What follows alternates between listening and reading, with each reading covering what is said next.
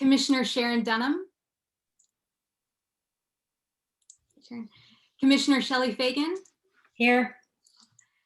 Commissioner R. Ryan Hendricks. Here. Commissioner Shoshana Landsberg. Here. Commissioner Sue Pike. Oh, we're waiting for Sue, that's right. She's on her way. Okay. Commissioner Peg Silloway. Here. Commissioner Sydney Trimble. Here. And Commissioner Gina Wilson. Here. Great, thank you, everyone. Next up are our City Council updates from Council President Laura Mitchell. Hi, everyone. Thanks for having me. I wanted to apologize for missing last meeting. I was really, really sick and also had a family emergency. So it turned out that I couldn't get to Beth. So I just wanted to apologize so much. But also updates. We have a lot going on as usual. And I think one constant trend that the City Council and just the City of Beaverton has had going on is change. And so, you know, we're really open and embracing the change that consistently comes our way. And so not only did we, you know, change our form of government, change our mayor, add a new counselor, we're adding another new counselor. You know, the election is next week. And so we're kind of all on pins and needles, you know, what's it going to look like? And this is because, you know, I think all of us have really, every meeting we bring our best selves and we really want to understand the dynamic. How do we best support each other so we can serve the community in the strongest way possible? So, you know, I think that we are excited to see what that brings. And of course, amidst all this, we have, you know, the new city manager hopefully transitioning in, which we have our finalist interviews on Friday. So we have 2 people and they are strong. So, you know, I can say either way, it's going to be a win. So that is a good feeling, you know, and so we are getting ready for, you know, what that transition looks like. But I definitely want to give props to Kurt, because, you know, he really delivered. He came here and said he would queue us up for transition, and he did. You know, he brought constant energy to the position every day, and I just really appreciate all that he's done for us in our city. So, you know, that's kind of got us all set up, and he's delivered our budget to us. And so we are amidst budget season, just knee deep in it. So, you know, we've got about 1,500 pages of review, and we start our meetings in a matter of days here. So that's going to be exciting. We also have the Bureau budget review as well. So, you know, lots on our plate. And then let's see here. I think that is all that I have for you guys. So, you know, as always, if you ever want to just, you know, send me an email or ask me any questions, I'm always here. Thank you so much, Councilor Mitchell. It's so great to see you, and we're glad you're feeling better. Are there any questions before we move on? Okay, our next agenda item is public comment, and we have Razier from 2D, 4D, and Tualatin Valley Creates here. Hi, Razier. Hey, everybody. Hi, all the smiling faces.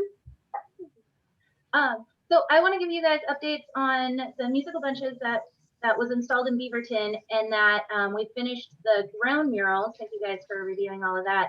That were done also in Beaverton in the dining commons area. I can share the screen. I can show you just a couple of pictures, but I don't want to take up too much of your time. Is that okay? All right. So what I want to share with you first is let me get this open. So this is the musical bench.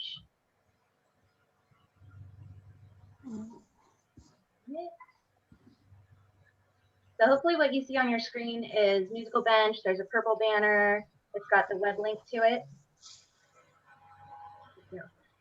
So the entire project was funded in part by Washington County for doing capital support to be able to install 4 new public works throughout the county. And one of them was done here in Beaverton. And the artist for Beaverton was Matt Burney. He's from Springfield, and he is quite the character. his company is called So Metal, and I think every picture we have of him, he's wearing like a metal shirt, Metallica and all these other musicians. His bench is very sturdy, we will say. It actually has mechanisms on the inside. So this is, he installed in front of the SDRI building, which is at the corner of Southwest First and Main. And what is hard to see in this picture here is just on the left, there's like a silver crank. So his bench actually makes music by cranking the silver crank. And there are like an old fashioned music box with the little pins that clink against other metal on the inside. So the challenge for everybody is to go to the musical bench, play it, and see if you can name the tune. So for any of us gray hairs, you'll know that this music came from the 80s and 90s. So I do encourage you to go enjoy it. It's completely open to the public. And we also have a QR code on the side of the bench, so you can go to Tualatin Valley Creates' website and read more about Matt and see more of the progress pictures of his installation as well. The other thing I want to share with you guys quickly is we did the ground murals in the Beaverton Dining Commons area. So this was a 2D, 4D project in partnership with the Beaverton Downtown Association. It was actually their project, and then they asked 2D, 4D to coordinate the artists. So we brought in 4 artists who finished 6 paintings. And this is Susan Charnquest. She did a lot of her work. She also finished a mural on the side of Ichabod's, which is also in downtown Beaverton. You'll see a lot of her works have the theme of trees and kind of like laying on the forest floor and looking up through the trees. What was fun about her design is as you look up through the trees, the sky is actually kind of looking into a pond with lots of fish. So the kids loved watching this come together. She actually had a small audience over the 2 days that she worked. Emily Lux was another one of our artists. She's a teacher with Beaverton High School. And I sat in on a Beaverton chamber meeting. When Sue logs in, she will know that one of their chamber members used her ground mural as his background photo. So get out there and use some of this artwork as your Zoom background photos. Brittany Rush did 2 of the designs. You guys had a chance to give some feedback and some suggestions on change in language. And so she finished those 2 designs, one on the north side of the street and one on the south side of the street. She also had an audience of children, a little boy who came back both days that she painted. And then Kanani Miyamoto, she also did 2 designs. I don't have the finished pictures here in the slideshow tonight, but that's just another assignment for you guys to get out there and see her work now that they're done as well. So I want to thank you all and you know, thank the Arts Commission and just for all the different things that are happening here in Beaverton. Thank you. Yes. Thank you so much, Rosier. It's so wonderful to see all of this come to life. So thank you for sharing these updates with us. Does anyone have any questions before we move on? Rosier, where are the other benches? The other benches are in Cedar Mill at Timberland Park. One is down in the heart of Forest Grove on the corner of A Street and I believe 19th. And then the other bench is in Tigard on Southwest Main Street in front of the new Curiosity building. And we are seeking funding to do more benches. We've been contacted by King City as well. What was the park for Cedar Mill? Which park? Timberland Park. Timberland, thank you. And it's right across from Across from what? ACMA, the Arts Academy. Uh-huh. I'll put the links in the chat so you guys can follow and open up different tabs as the evening goes on. Thank you all. Thank you. Thank you.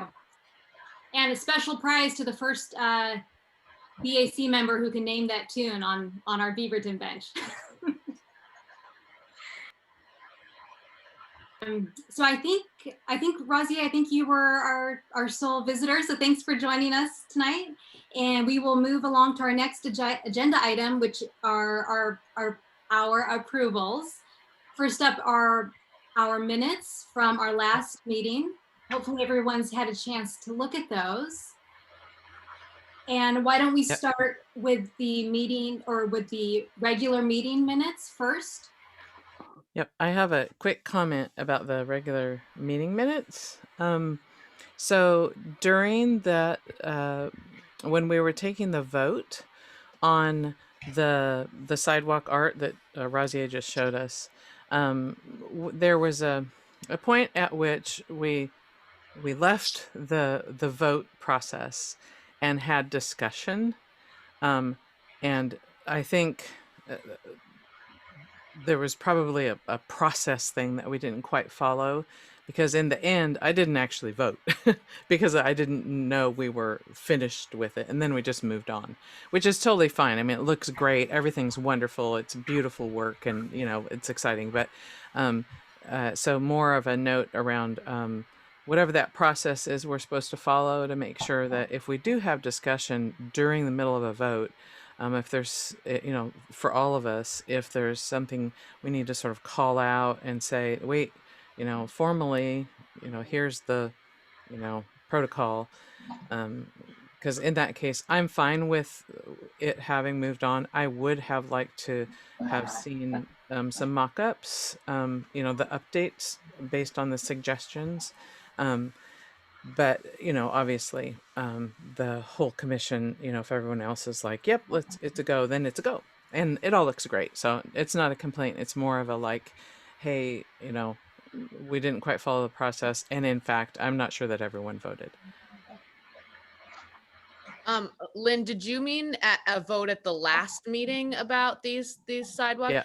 I didn't honestly even know we voted on those. I think they Right. kind of had come in. Was there a vote previously? Because I remember your feedback, because I agreed, but I didn't think we voted or were getting final approval. I thought they were Right. just kind of like showing us.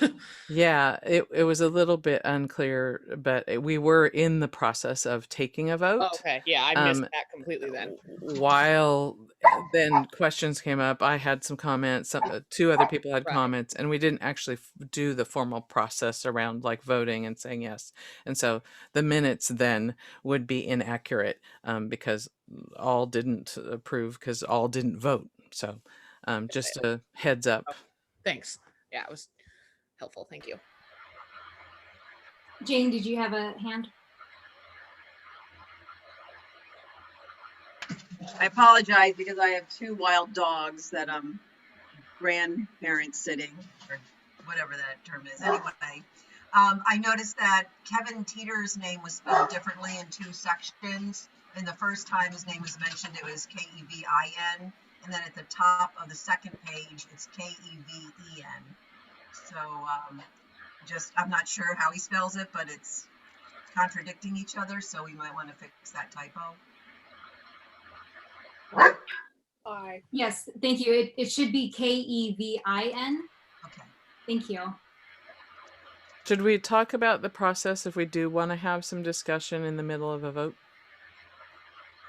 Sure. So my understanding from the sidewalk mural project was Kevin and the Downtown Beaverton Association they were coming to us as a courtesy to loop the Arts Commission in.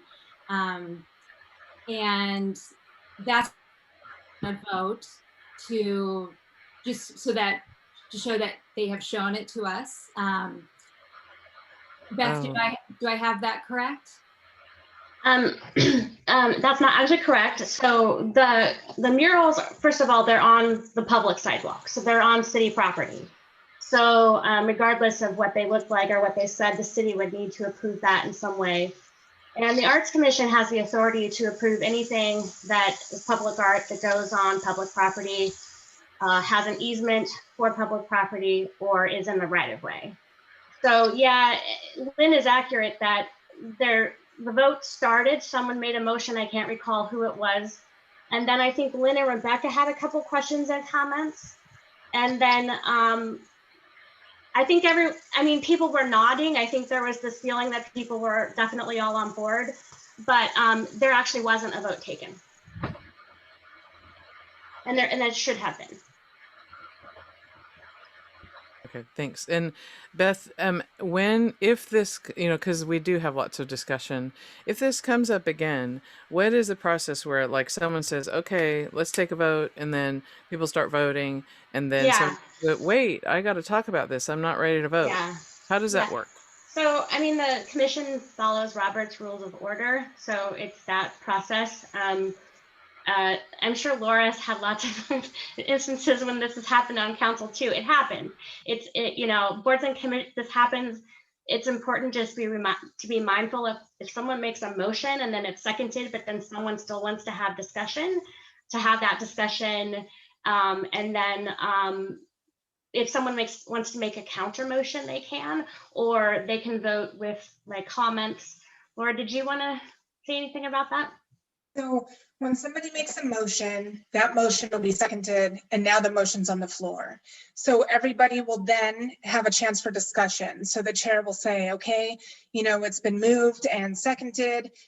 Is there any discussion? And so there's that window of discussion, and then there's a vote taken. So really it's kind of up to whoever is running the meeting as to, how you're going to really rein people in. So making sure discussion is really in discussion time, and then calling for a vote. And then of course at the end, if people have comments of, oh, I voted this way because, or, any additional things. But once it's voted on, of course, like you said, you could bring up another motion, which could change it. But ultimately, if another motion hits the floor, you're going to want to vote on that motion first before you entertain any amendments to that. So is that protocol the same in subcommittees, or how does that work when it's not a vote? Because I do feel this situation has happened in subcommittees where I was like, wait, weren't we?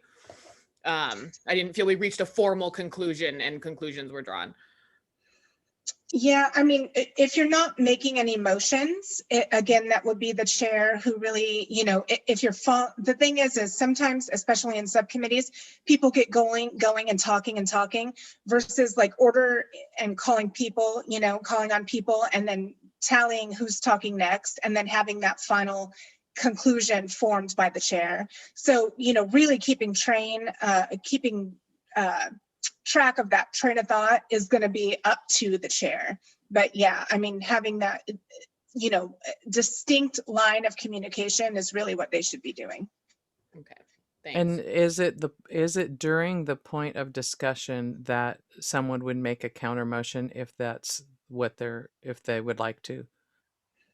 Yes. Okay, and then once that's been done, then the vote takes place. Once the vote takes place, it is what it is. Right. Okay, great. Thanks for clarity. Yeah, and I can send out the Robert's Rules of Order if people want to review those. In other places I've worked, there's actually been like a cheat sheet, not cheat sheet, but like abbreviated explanation of it, so that if someone is facilitating a meeting and they're not fully sure what step comes next, I can definitely send something like that out. Great. Thanks for the clarity. I appreciate it. And as far as the minutes go, yes, we can fix that typo. Thank you for catching that on his name. I could add discussion ensued. Now that we're talking about that, that's something I could put when there's discussion. But as far as that we didn't vote on that, how do I need to change the minutes to reflect an accurate of what happened? So what I would suggest is that the group takes a vote now on that item so that it's formally voted on. And then we can amend those minutes. That's not a problem. So we can say discussion, vote was tabled to next meeting or something like that. So we're retroactively voting, but at least we're making it a formal decision. Yeah. So Beth, does the motion need to be that we are approving the mural project? The motion could be nuanced. It could be that, or it could be with the following concerns or the following feedback. I mean, you guys did already share it. I'm sure Kevin took it seriously, but Did. Yeah, it looks like he did. Yep. Based on the pictures we saw. And Yeah, also it's having done. been Yeah, it's already painted on the ground. So that we He make did a change the quote. Make a motion. I noticed. To approve the minutes as amended. Sharon, sorry, I missed that. Can you repeat that? Could we make a motion to approve the minutes as amended? That's what we typically do. But we haven't amended them. Well, that's after. That's what April's asking about, Right. how to amend them. Since it wasn't really a vote.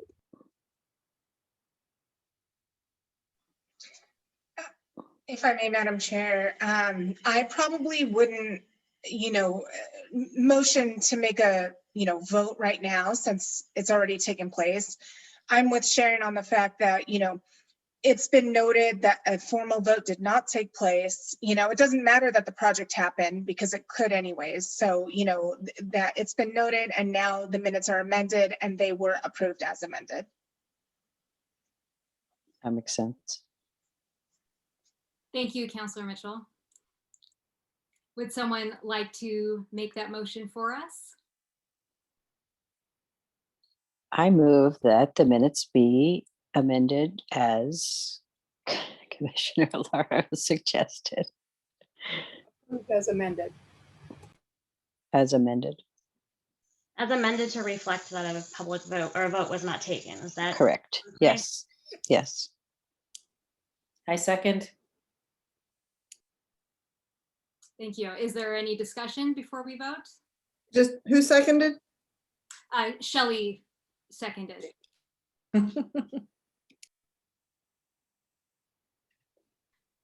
Okay, so all those in favor, please give a raised hand or a thumbs up, and please leave them up so we can see everybody.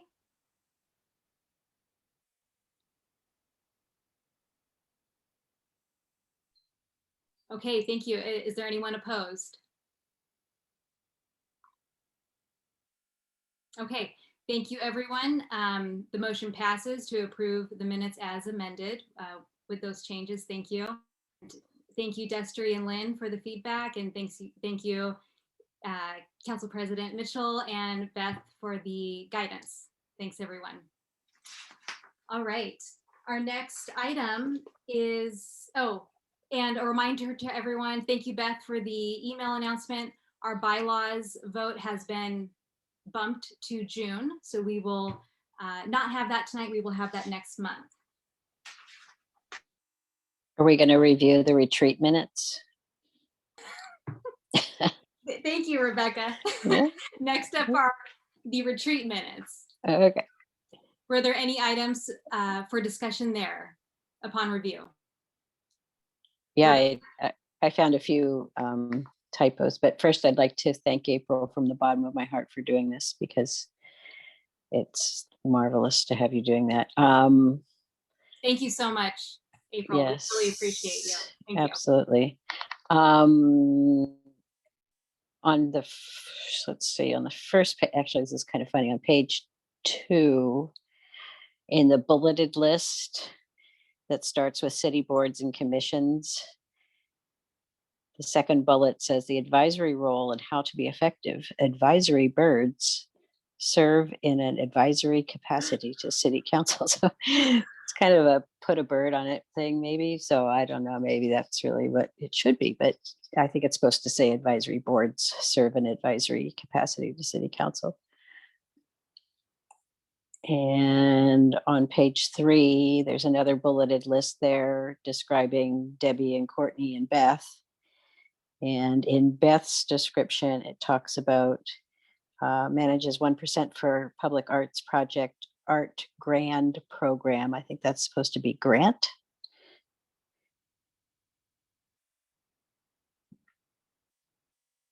And then further down a little bit, the Beaverton Arts Commission has final authority of all public arts projects, blah, blah, blah, blah, blah. And the last sentence, do a call to artists to beautify that interaction. I think that's supposed to be intersection.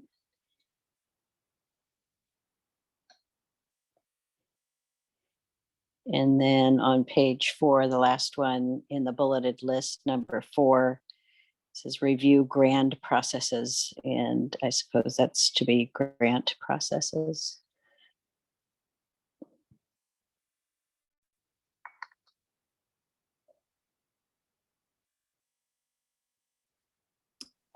Thank you. I went in and made those changes.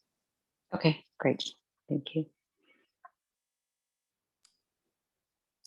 I'd also like to say it's Debbie Thompson with a P, not Thompson.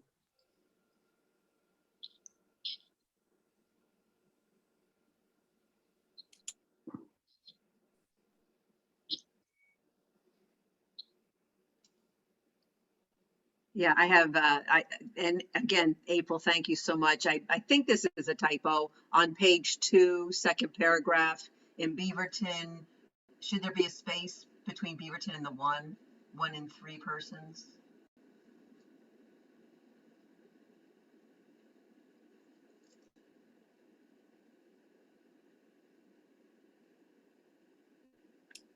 Can you tell me where that is again? I'm not seeing that right off the Page top. 2, second paragraph, it starts in Beaverton. Oh, okay, got it. I think there should be a space between Beaverton and the one. Yeah. Okay, thanks.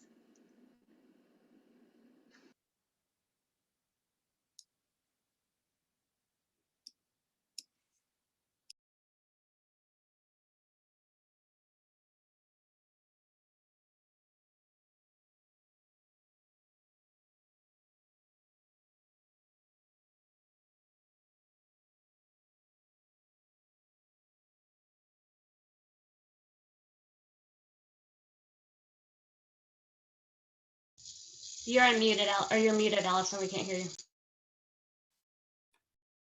Thank you. Sorry, my spacebar was not doing what it was supposed to. Would someone like to make a motion to approve? Oh, I'm sorry, Peg. I have one more change, a slight misspelling, which I now have to find out again. On page 2, the 4th bullet from the bottom, what can the BAC do that one on else? I think it should just be no one else can do.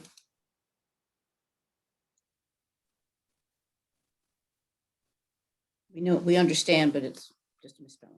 So. Thank you, Peg. Are there any further comments before we approve the minutes with these amendments? Yes, Councilor Mitchell. Madam Chair, I just wanted to mention, so when we're calling for votes, you've got the approvals, you have the, people who don't approve, the nays, and then remember to call for abstentions. So people who just want to abstain. Thank you. Thank you. Do we have someone who would like to make the motion to approve the retreat minutes? Sharon. I move that we approve the minutes as amended, the retreat minutes as amended. Thank you. So I'm sorry, point of clarification. We did actually have a motion on the floor by Rebecca and then seconded by Shelley, and then all of the comments. So I don't know that we need a new motion unless Rebecca wants to amend her initial motion. I think my motion was about the meeting minutes, not the retreat minutes. You're absolutely right. Sorry. It's okay. That's why I clarified the retreat minutes. Yeah, I'll second. Great. Thank you. Any further discussion? Just so I get it right. Did Peg make the motion? Sharon did. Sharon made the motion. Okay. It's hard because I'm trying to type and I can't see people while I'm typing. Yeah. April, you're amazing. We don't know how you do it. Thank you so much. Thank you. No apologies required. Maybe when people make motions, you could state your name just to help her make it a little easier. That's a good idea. Yes. Great idea. Thank you, Destry. Thank you. I know one thing our mayor does is she'll say, like, Sharon made the motion and Rebecca seconded it. That way our city recorder can hear it too, because she's typing frantically and not looking. So, or people can state it, but it's nice to have, whoever's running the show put that out there, and then that way you can know what step you're on. And I just want to say, I know there's been a lot of change here, and, I'm really glad that everybody's kind of navigating through this together, and, it feels like a really safe environment to do so, and you guys are doing great. Thank you very much, Councilor Mitchell. So Sharon made the motion, Rebecca seconded. We had no further discussion. So all of those who are in favor, please raise your hand.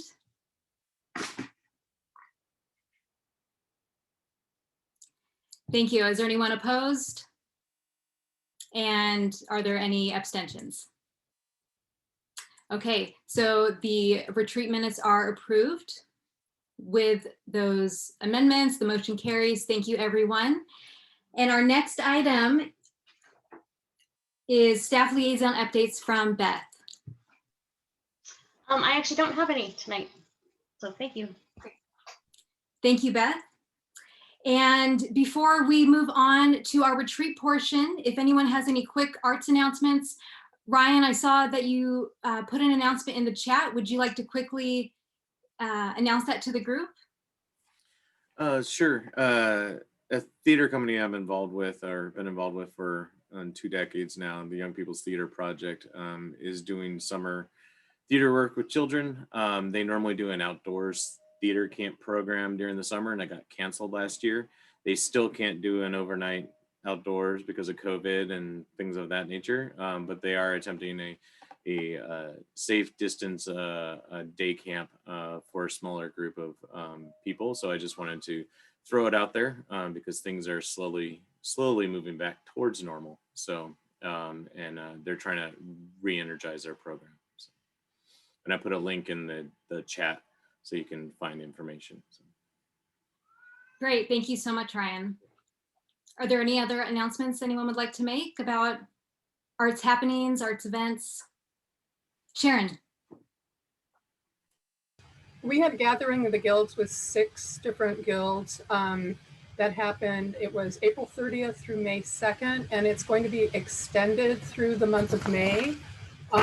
I will type in the chat the actual website that you can view, but we had about 250 artists in 6 different art guilds represented. Normally we would do it at the convention center, but because of COVID, we did our first foray into online. So. Great, thank you, Sharon. And I have a quick announcement. The Five Oaks Museum, which was formerly the Washington County Museum, is holding the Five Oaks Museum Showcase tomorrow night. That's Thursday, May 13th at 6 p.m. This is an online event and it is free and open to all. And this is a showcase of vibrant performances and speakers, which is celebrating 3 of their recent exhibitions. Guests will hear directly from all of the museum's past and current guest curators about how their exhibitions have uplifted marginalized histories and changed the work and lives of those involved. And 3 special performances will also be shared at the event that correlate to the 3 exhibitions. I will put the Eventbrite link in the chat box for anyone interested on that. Are there any further announcements before we segue into our retreat portion? Okay, thanks everybody. That concludes our regular business and I will hand it over to Carley. Thanks. Thanks everyone. Good to see you all again. So we're gonna dive right in because the first thing that we were going to do, and before we, I think, do anything else related to sharing of the survey or any of that kind of stuff, is this first piece, which was related to the team building. So hopefully everybody was able to talk to your partner and get to know, but we're going to just launch right into getting to share who's in this space and the person that you were able to talk to. So let's see here. I'm gonna put the order in just a second. I'm gonna take a volunteer to be willing to go first. And as they're doing that, then I'm gonna pull the order and put it there into the chat so you'll know who can go first. But we'll just go ahead and get some volunteers. Look, Destry, did I see your hand? You and your partner willing to to go first? Well, Okay. I haven't asked if my partner's willing, but I definitely am. Yeah, she's good. So thanks so much for being willing. So while you're sharing, then I'll put the order for everybody else. That way we don't have to spend time deciding who's going to be next to share. I'll put it there in the chat. So thanks for sharing. And I'll let you go for it. Awesome. So my partner was Shoshana, and she has lived in Beaverton for 9 years. She makes jewelry and she is a writer. And her superpower is that she is a soprano and she loves singing. So. Okay, and Destry has lived in Beaverton for 1.5 years. And she says, I dabble throughout the arts, you name it, I've tried it. However, painting, photography, poetry, and wood burning are favorites. And then her neat thing about her, or superpower, is that she was a competitive kickboxer for 6 years and then became a rider on the Arizona State equestrian team.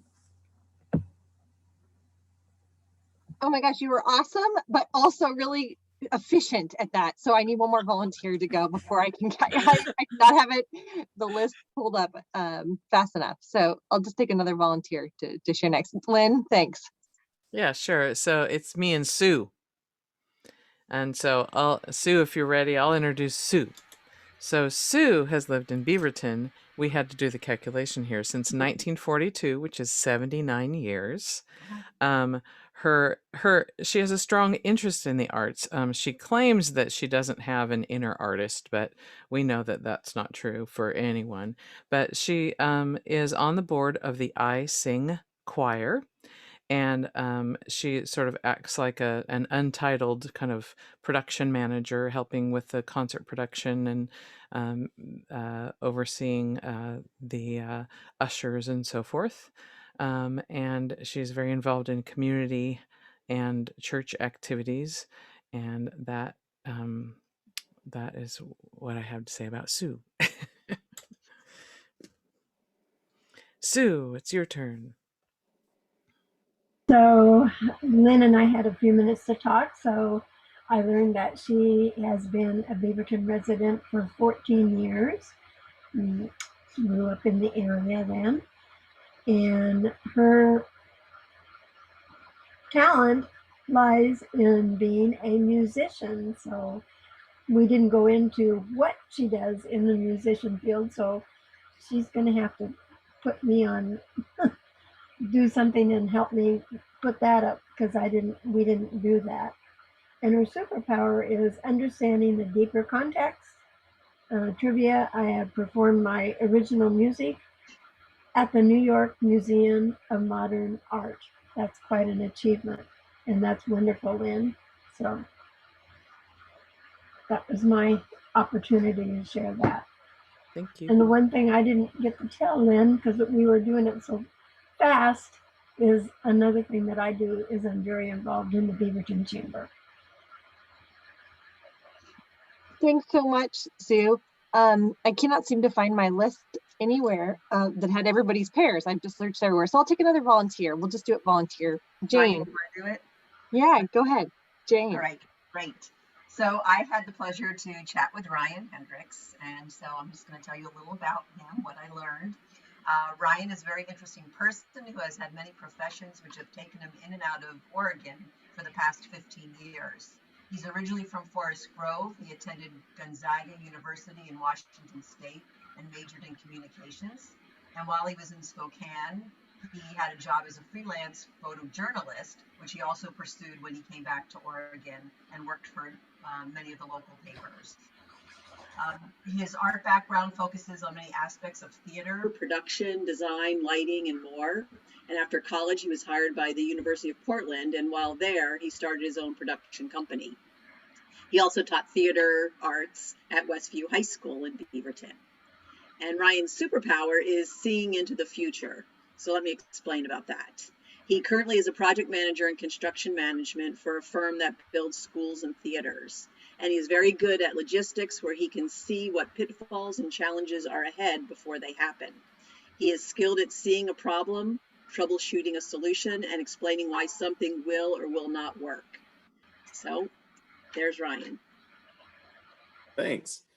And Jane, first question, sorry, has lived in Beaverton for 23 years. After moving here, so that she could be closer to her child's school while she was at work. Before that, she lived with her family in Wilsonville, Oregon, which was about halfway between her work at Sequent Computer Systems in Beaverton and her husband's job in Salem. In those 23 years, she lived mainly in the Murray Hill area of Beaverton, and she's pursued a career in HR, PR, and communications. After IBM acquired Sequent, she transitioned into corporate communications with IBM and eventually struck out on her own as a communications and project manager consultant. And so I'm envious of her because she's her own boss, which is great. And I wish I was the same. Her art modality. She spends her art time as a jewelry artist. She repurposes vintage jewelry and paints with watercolors. However, she mainly focuses on her jewelry design. Her passion started when she was, when she inherited a big bunch of costume jewelry from her mother after she passed away. Using the skills that she learned while she was in college as a jewelry smith,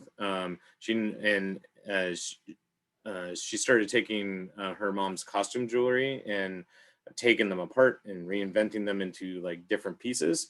And now she funds her hobby, selling those pieces at several festivals and hoping to get into the Beaverton night market soon as well. And that's another envious, her art helps pay for itself, which is better than what I can say for mine. So superpowers.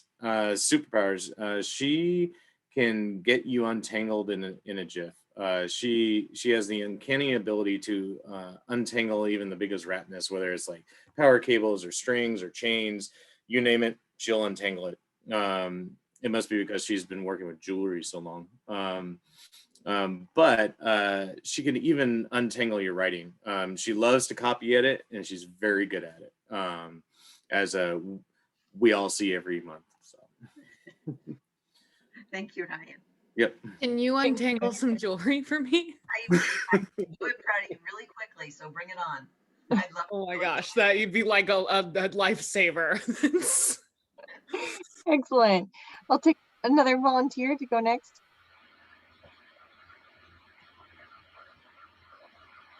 Gina?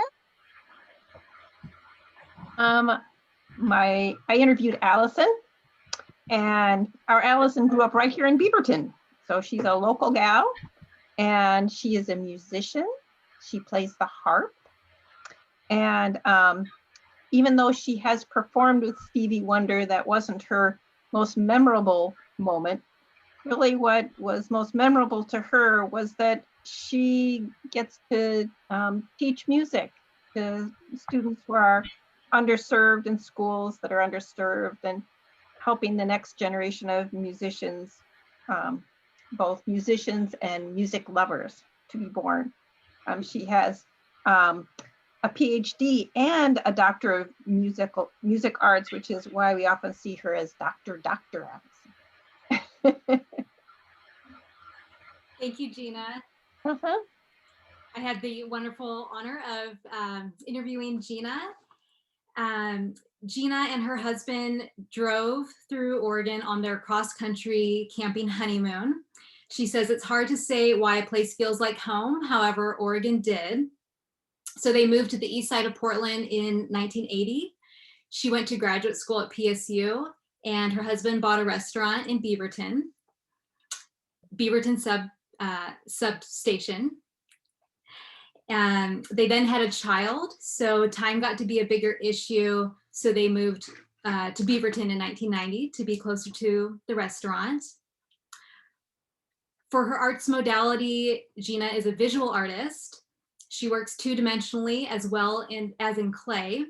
Many of you have probably seen one of her pieces of work along Farmington. It's on the north wall of Ichabod's facing US Bank. It's that amazing mural. So Gina's the wonderful artist that created that for our community. Thank you, Gina. She has been showing at the Russo Lee Gallery on Northwest 21st and Johnson since it opened, when it was originally the Laura Russo Gallery over 30 years ago. And she has a show coming up in September, which hopefully we will all be able to go see, hopefully together. And for her superpowers, she would say curiosity. But another interesting trivia fact about her is that she backpacked the Timberland Trail, which circles Mount Hood, with her rugby playing daughter, and it consisted of 4 days and 3 nights. Thank you both. That was great. Take another volunteer to go next.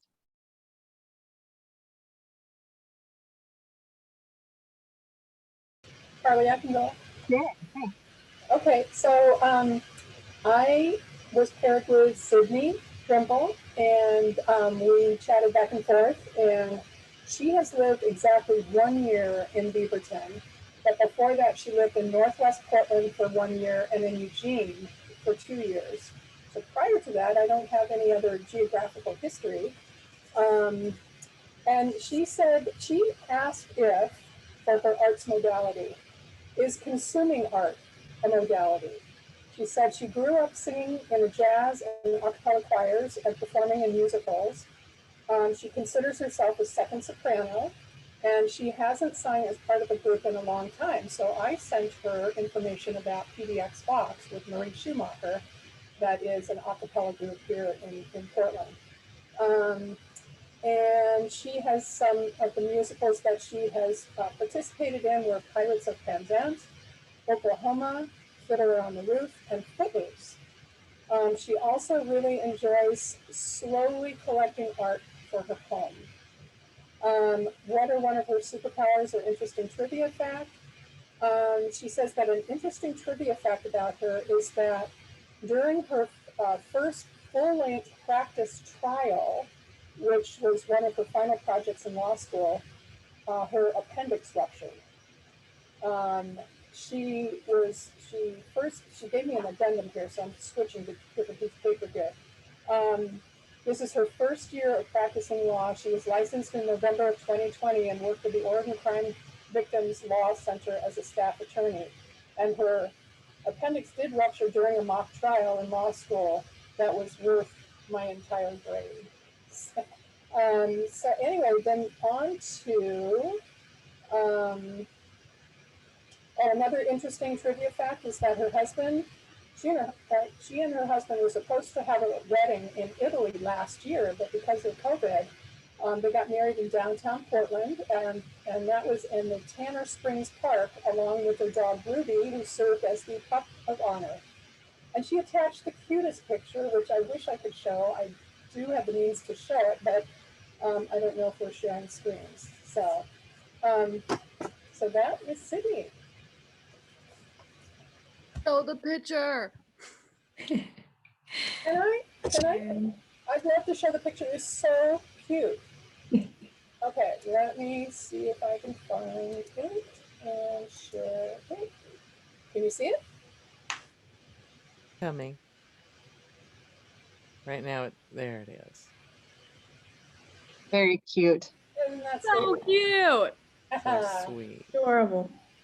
Yeah, so congratulations, and maybe you can honeymoon in Italy. I know, that would be the dream. Yep, that's her little pup of honor, little bandana that we put on her. So sweet. Well, thank you, Sharon. It was so fun getting to talk to you too and learn a little bit more about you. Sharon's lived in Beaverton for 29 years, which is so impressive. And her arts modality is glass art, specifically stained, fused, and mosaic glass. She also has recently started to watercolor, and she, in her professional life, is a neonatal intensive care unit nurse and has actually formed a band with some of her nurse colleagues that is called Nurse Band. And this was kind of a fun little way for them to stress reduce with the stresses of a very stressful job. She's done some pretty cool performances from that. One of them was that they got to perform for Ron Wyden, Our Healthcare for All song that the Mad as Hell doctors had taken to Washington, D.C. during Obama's presidency. I thought that was really cool. She's been working in the NICU for 3 decades. And one of her interesting facts was that one time she had to float to the pediatric unit for a night and had to use medical grade leeches on a 5-year-old who had gotten a little accident on their trike. And all the other nurses were seemingly kind of freaked out by the leeches, but not Sharon or the 5-year-old who started naming the leeches. I thought that was an awesome story. So, and another cool thing about Sharon is that her daughter is now a 3rd generation nurse. And we bonded because my mother-in-law is also a nurse. So we just celebrated Happy National Nurses Week or something. So happy belated National Nurses Week. You too. I think I've got goosebumps from the idea of the leeches, but thanks for that. One thing that my daughter did, I had to go to the ER 2 nights ago and spend from midnight till 5 in the morning in the ED, and she was there for me the whole time. Awesome. Who's next? Beth and Jim, how about you all? Were you a pair? Sure. All right. Do you want to start, Jim, or you want me to start? Go for it. Okay. So Jim has lived in Beaverton for 22 years.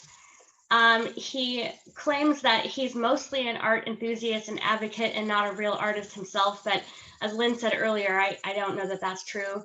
But I did say to him, I feel a little bit the same way. He says he's dabbled in a whole variety of art forms throughout his life, but doesn't feel he's excelled at any of them. But as I said, art is in his heart and he's a strong enthusiast and advocate. And then he has lived both in Switzerland as a child and the Netherlands as a teen, which I thought was really cool. Sorry, mine was short. Oh, that's good. Yes, and Beth feels the same way, that she's a huge art supporter, but doesn't have her own art practice. But times, it's never too late to change that, of course. Beth Trivia, that she raised pigs in Clackamas County 4-H Club and won Grand Champion Hog Showman as a 9th grader, and has 3 cats all named after Star Wars characters. Anakin, because that's the pig. There's the pig pride. There you go. The Grand Hog. It has 3 cats that are all rescue cats, and she volunteers at Rescue nonprofit. And their names are after Star Wars, being Anakin, and I'm going to screw this up, Padme, and Nippet. And there's a bonus question, which I didn't get right. What character is Nippet from Star Wars? Because I don't know.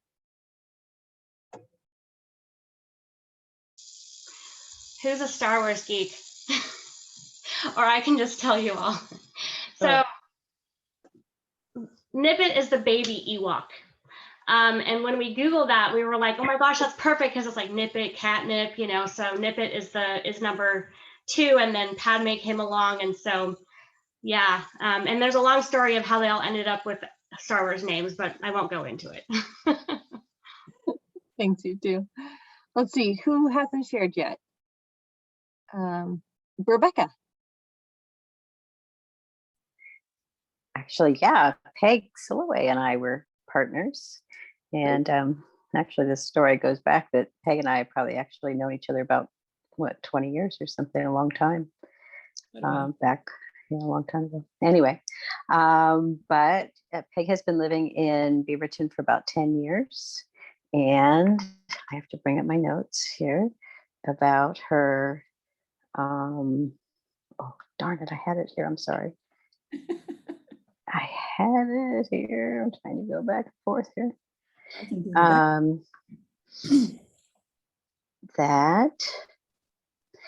She once flew an AT-6 Texan airplane, which is a World War II trainer used in films as Japanese Zero. She flew it straight and level, but the pilots did the loops and the rolls in the sky over Virginia. She loved it and would do it again. Peg is an amazing fiber artist. She does weaving and spinning, and I've watched her work for years. She's been in BAM and Art on Broadway, and she has a lovely Etsy store, and just beautiful, beautiful work. So that's Peg. And I was going to say that if you want wonderful, wonderful photography, Rebecca you need to talk to. She's lived in Beaverton for 12 years. And I did meet her actually through photography through my late husband. That's right. That's right. And, I've seen her work in BAM and other places, and she has a wonderful eye for that. Thank you. And a really interesting thing about her that I'd like to know more about, frankly, is well, she has an aunt, a woman, obviously an aunt, who is in the Baseball Hall of Fame. Right. And that's true. So cool. My aunt says she played for the Rockford Peaches back in the day. and still wants to, it's so a league of their own, I tease her that Madonna played her, and cool. They drag she and her teammates out for parades and things. She's like 90 years old now, it's quite a gal. Good for her. Yeah. That's great. So. Awesome. Thank you both. Let's see, I think we still have a couple folks who haven't shared yet, right?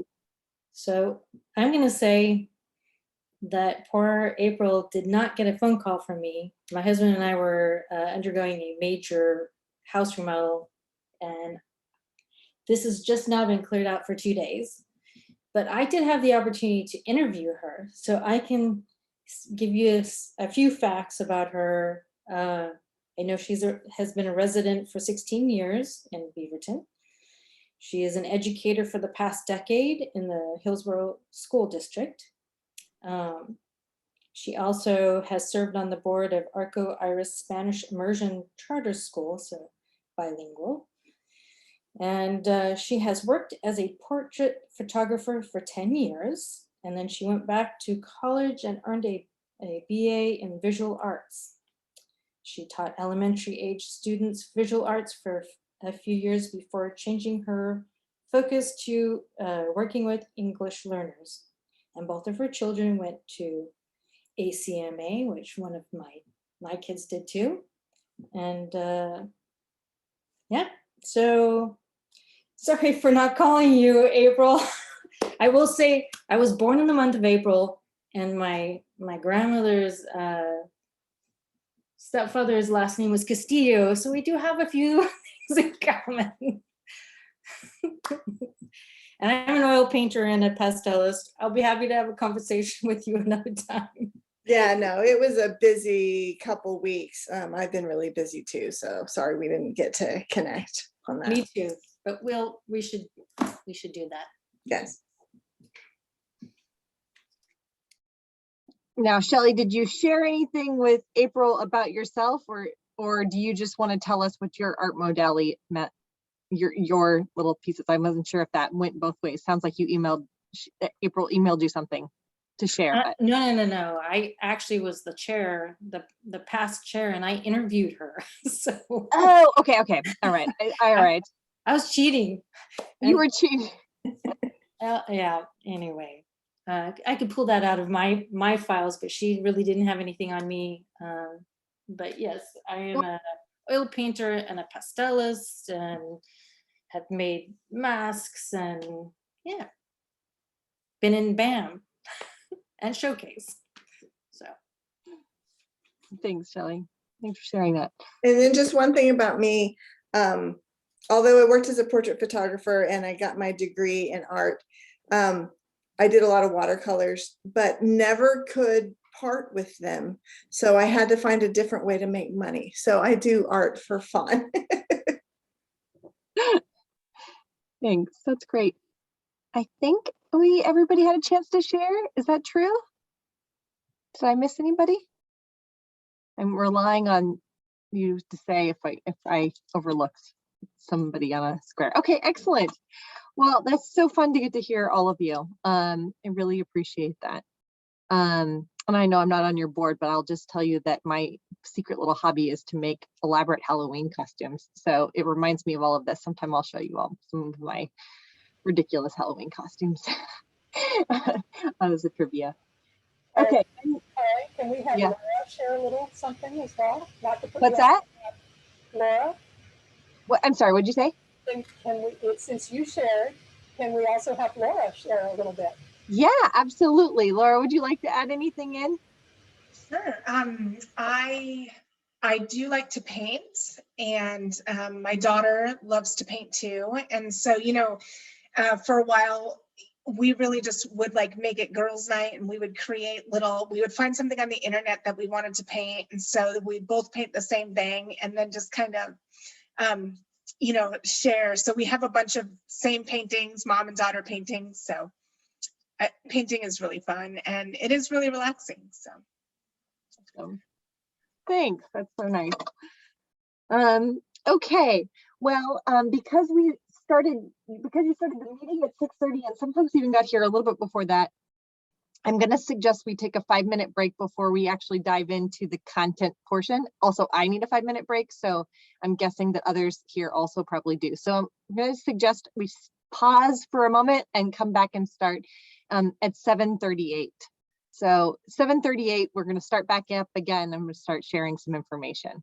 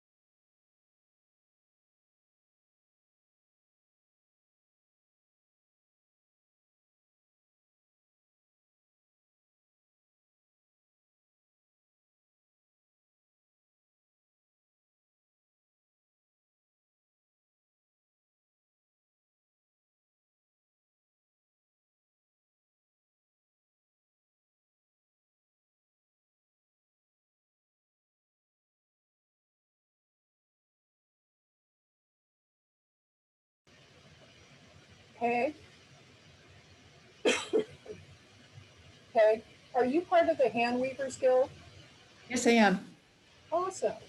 Yeah. Did you go with Gathering of the Guilds this year? I didn't get it. I wasn't in the show, no. Okay. I thought about it, and quite frankly, I didn't have enough inventory. Oh, okay. I have a couple of things in a gallery down in Ash. Oh, you cut out. Was that Ashland? Yeah. Okay. Wonderful. So, Hey, how do we find your Etsy store? it's Silhouette Weaving. Okay. And even silhouetteweaving.com will take you right to the. Yep, I got onto it. While we were talking. Yeah. And that includes my sister. She is also a weaver, so we combine as Silhouette Weaving. Oh, I thought I saw another name. Did you know Kathy Sangenberger? I not well, but I did know of her. Yeah. She and I worked at OHSU together probably about 35 years ago. Wow. Any chance, Peg, you know Francois Weeks? Doesn't sound familiar. Ah, yes, she's a weaver, and she's also she does flower arrangements as well. Hmm. Oh. Yeah. Did she have a video about her flower work? Does she have a what? There was a video I saw about a woman who did floral work. She's really incredible. So I met her before she was a florist. I'm not gonna, that's not the right word, because it's like art flowers. Yes, it's wearable art. Oh yeah, it's incredible. Amazing. And so yeah, she was a weaver first, and I presume she still is. But then she started this whole business around doing flower arrangements, and they're really unique and very, like you said, livable art. It's really beautiful. There's a video. Francois Weeks is her name. Yeah. There was a photographer taking photos of her with a model. It was shoes that she had made and a drape across the shoulders. It was just incredible. I'm gonna pull us back to the group here. That's okay. That's okay. It's one of the goals of this whole session was the team building and getting to know each other. So I think that this was a nice start. I hope you all enjoyed those conversations you had and getting to hear a little bit about each other. I know I enjoyed getting to hear a little bit about each of you. So let me share with you here. I'm going to share this. I'm not going to spend too much time talking tonight. I'm really going to try to have, now, do you all see on your screen? I'm using 3 screens, so I just want to make sure that you're seeing a big PowerPoint that looks like a multicolored screen. Lynn, you're nodding your head. I can just see a few faces at the moment.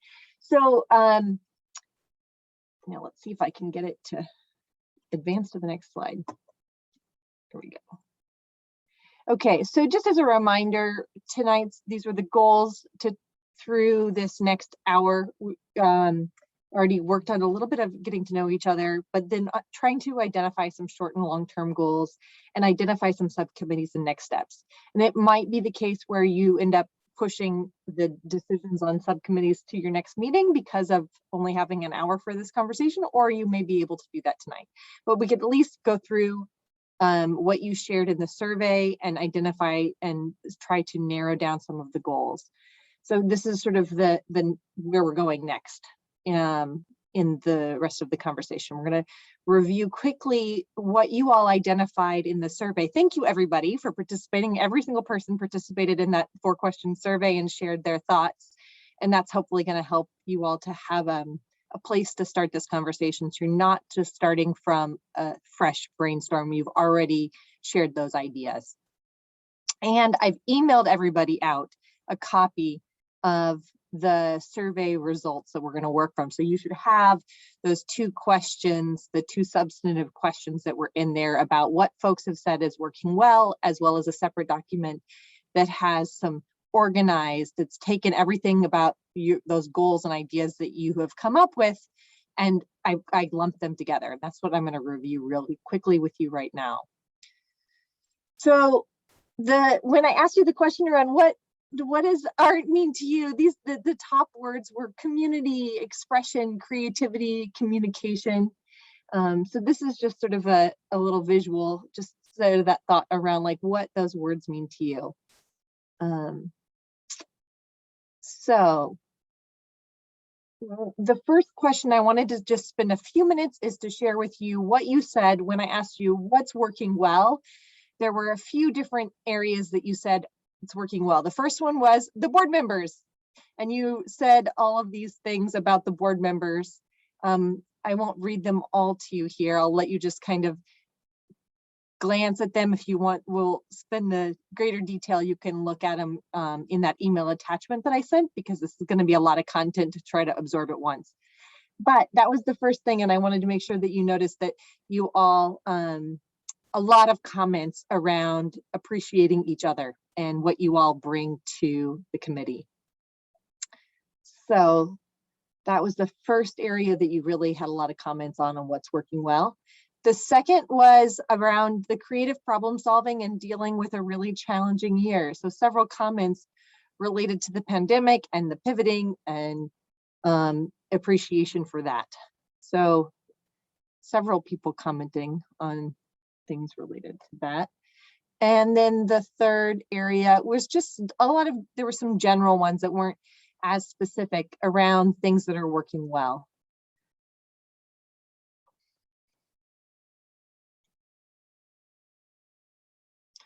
So some general areas there around things that folks on the committee like right now. Okay, so Amy, I'm going to pause that for 1 second and let's stop that for a second. So when you saw that list, and I know I went through kind of quickly, but just any comments or additions really quickly to that thing about things that you see as working well.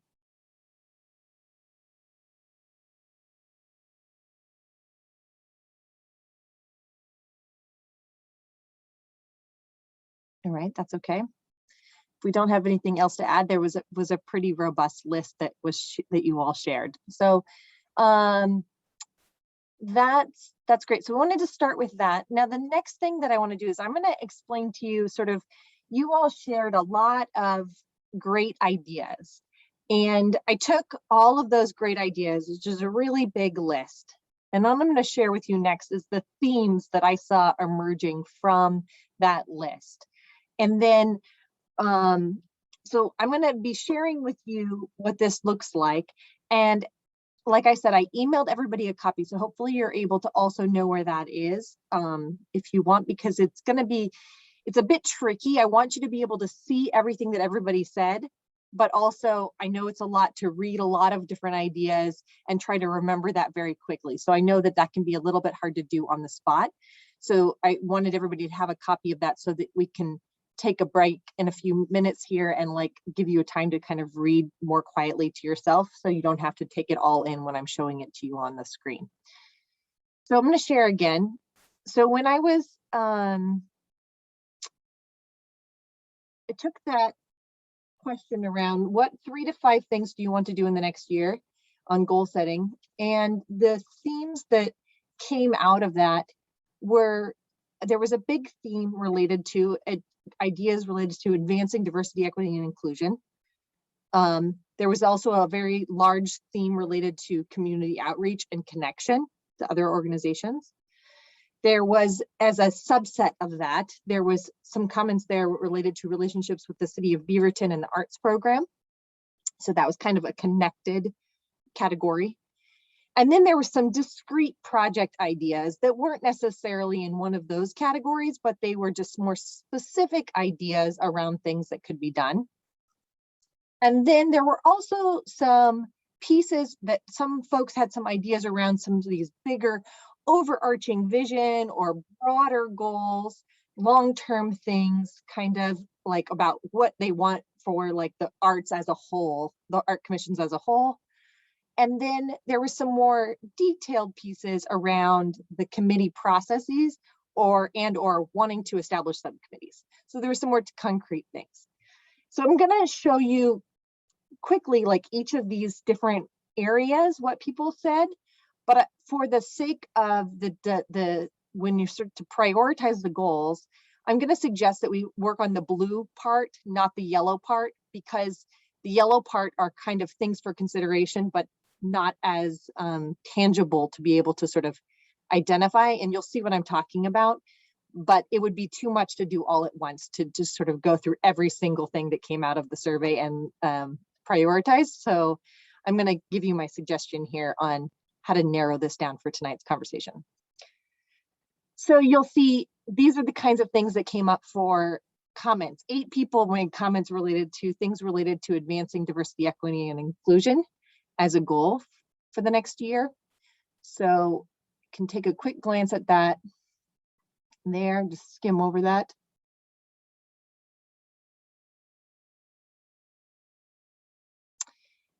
Around 8 people also made comments related to community outreach and connections. So there was a lot in these 2 areas. So you can sort of see there around that relationship building with other organizations and outreach plans, lots of stuff around this. And then, like I said, there's sort of a subset related to this topic that goes with it that's didn't fit on the last page, but it goes with is more specifically even those relationship pieces with the City of Beaverton and the arts program. So on the similar vein. Then next, we had some of these discrete project ideas. And you can sort of see here what I'm referring to. You know, you have things like the Arts Commission Awards or, you know, the recognition program for high school artists, right? Some more concrete, specific project and or program ideas.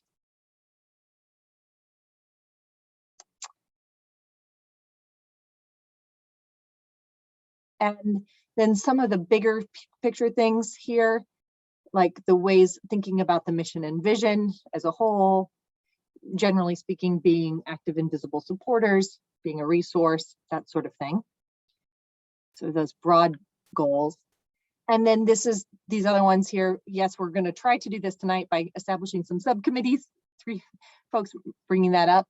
And also then, you know, having just like things related to the processes themselves, right? So these are not necessarily projects, but they are about how you do those projects. So this is where the stuff that I'm going to say, why don't you take all these into account, but save that for, you know, your next meeting going forward, or finding ways to do these as you move forward.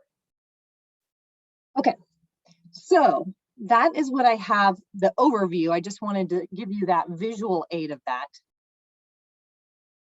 Any quick questions related to the survey?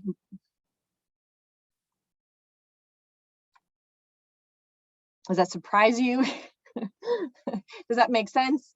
I know that that was a lot of like content to share with you all at once, but I did want you to be able to sort of see that the results of that survey.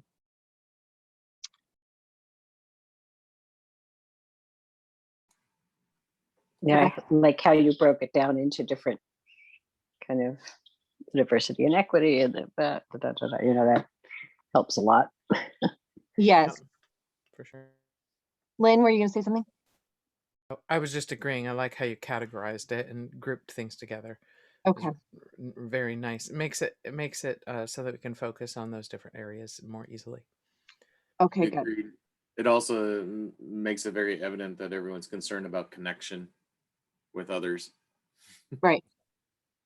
So, and you know, I did my best to do this how I was interpreting a lot of these comments, and the reality is probably there's more overlap, but hopefully also wanted to show you that there were common things coming up for people, right? So it was helpful, at least in looking and seeing, hopefully it's helpful in sort of seeing those themes that did emerge from what you all shared independently. And thankfully everybody was able to weigh in with that too. Any other questions about that? Just at least initially? Yeah, I saw that. Yeah, the idea of the subcommittees, and that's something we got to deal with later. But once we get these things defined, I think the subcommittees that we've kind of been trimmed on that as of late. That's where the action happens, that we can put forth the ideas that we're doing. So there's been talk lately that do we even have those? If we don't, then you're losing a lot of great ideas, and so I think that's sort of what it gets to, is that you come and you put these ideas together, and then we talk them out, and then it goes back to subcommittee where decisions are made to come back Yeah. I think that's very important. Yeah, thanks, Jim. And hopefully you'll be able to, the goal that was initially laid out by the subcommittee planning this retreat was to identify the subcommittees to do this at the end. And my hope is that you'll be able to get there tonight, and if not, then at your next meeting, then to define those. So what I'd like to do, and the team building took a little bit longer tonight than we planned, but that kind of often is the case, is that I'd like to use the whiteboard here. And I was going to pull us all into breakout rooms, but for the sake of time, I think I'm going to keep everybody together because I don't think we have time to all do breakouts and come back together. So I think what I'd like to do, unless there's any more questions initially, is I'd like to put on the whiteboard the different things. What my plan is to put a couple of different headers, since there were two themes that really strongly showed up. The advancing DEI was a very strong one. 8 people had said something along the lines of that.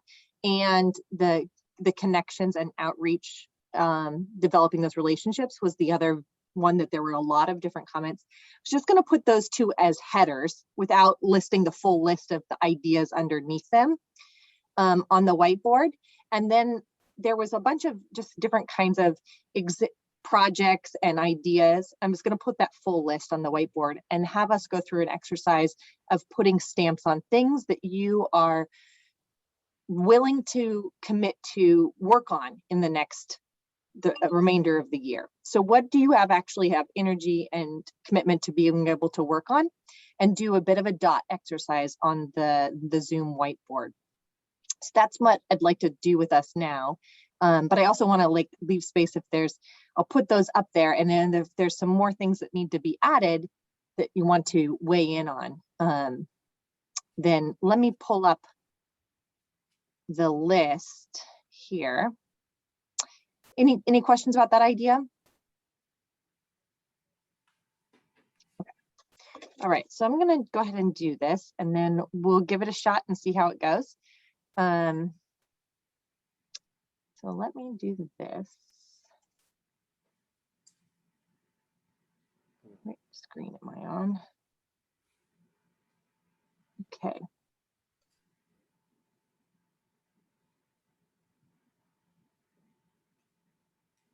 So you all should be seeing a whiteboard now. Is that correct? Yep. Okay, good. All right, now I'm going to put here a couple of different things.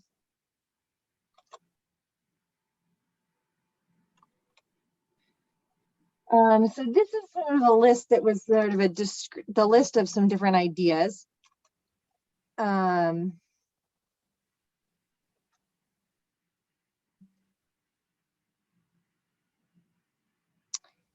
Here. And as I'm doing this, what I want you to look at is where it says options at the top of your screen. There's something you can click that says annotate. So I want you to look at the top of the screen for something that says annotate. And then I want you to select that, and then you'll see another bar that will show up once you select that. Does everybody see that? And when you and then one second here, type in at the same time, community outreach and connections.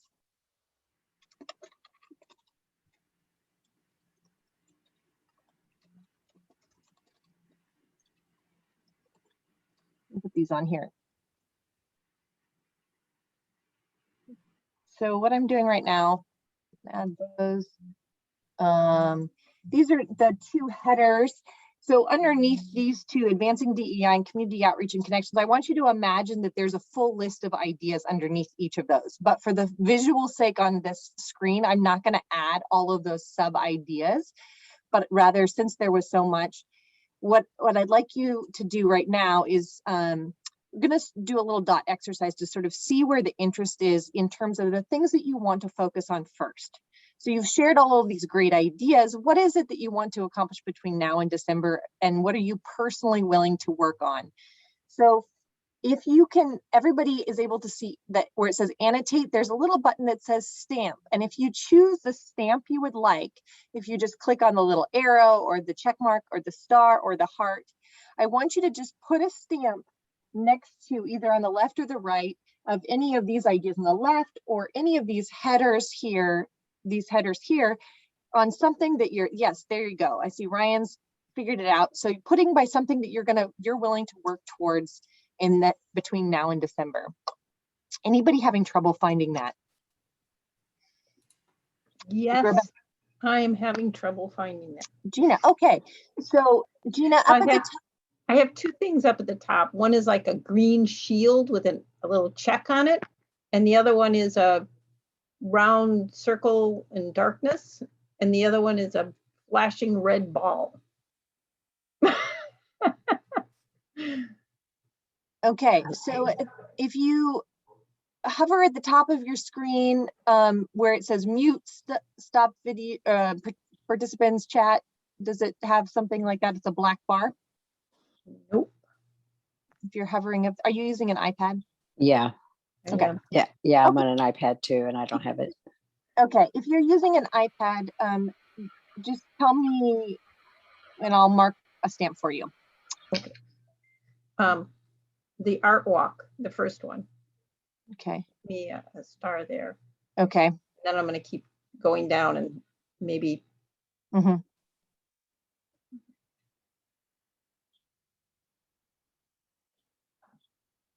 Carley, should we be limiting each person's stars and hearts and checks?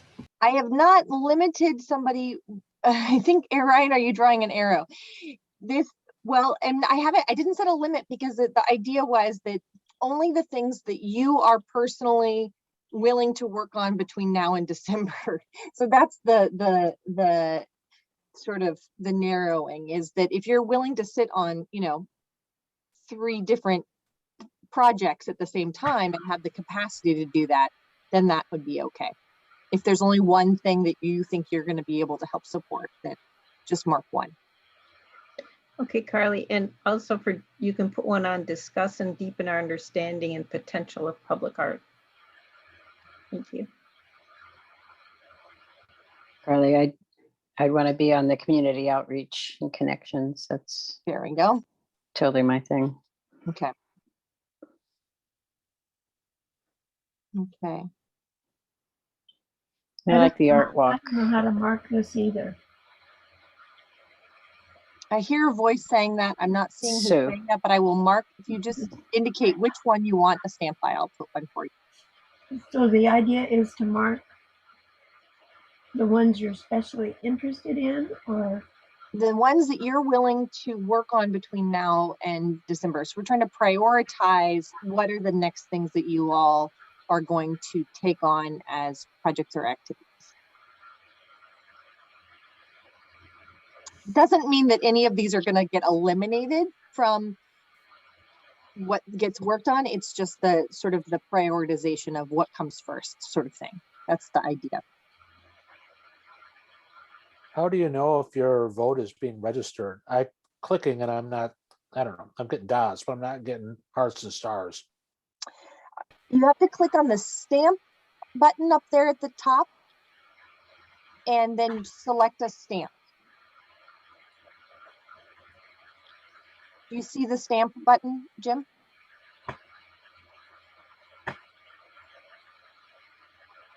No.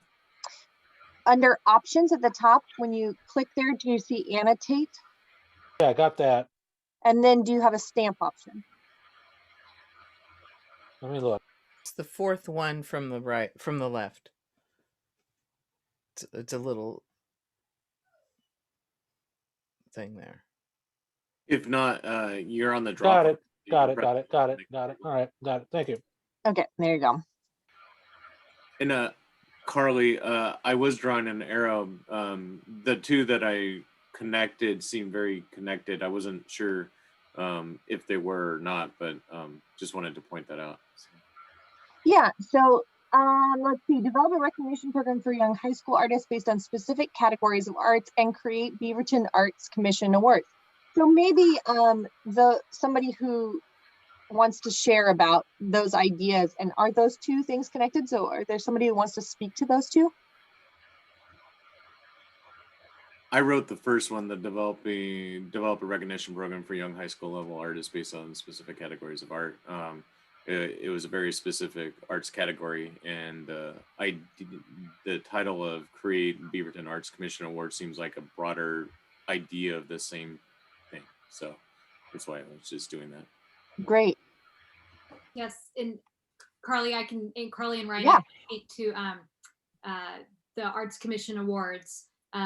That was the idea of creating the awards that recognized our young high school artists. So yes, I think they are one and the same thing. Cool. Okay. Yes. Yeah, I just want to make sure we're counting stars well enough. Also, Ryan, we used to do that, and that offer scholarships for the recognition, and the foundation took that away. And they're doing a great job, but that's being done by the foundation. Yeah. Oh, so it's no longer done though now. It ended last year.